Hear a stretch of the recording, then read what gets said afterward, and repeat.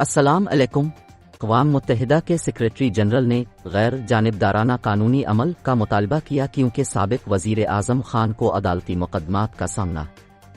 اسلام آباد۔ جیسا کہ سابق پاکستانی وزیر اعظم عمران خان کو پاکستان میں بڑھتے ہوئے دباؤ اور توہین عدالت کے ساتھ ساتھ دہشت گردی کے مقدمات کا سامنا ہے، اقوام متحدہ کے سیکریٹری جنرل انتونیو گوتریس نے غیر جانبدارانہ قانونی عمل اور قانون کی حکمرانی اور انسانی حقوق کے احترام پر زور دیا ہے۔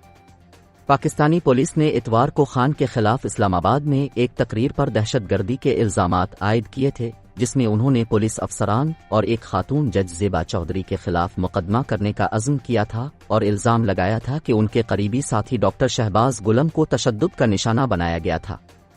اسلام آباد پولیس نے گرفتار کر لیا۔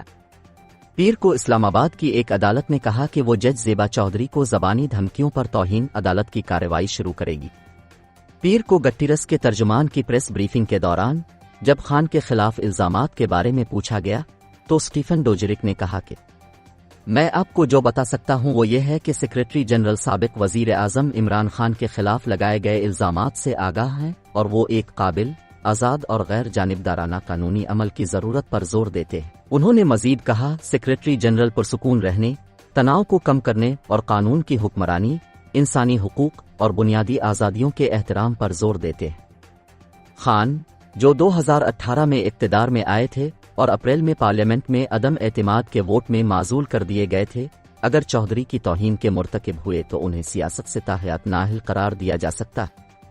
اس کے خلاف دہشت گردی کے الزام میں کئی ماہ سے لے کر 14 سال تک قید کی سزا ہو سکتی ہے، جو عمر قید کی سزا کے برابر ہے۔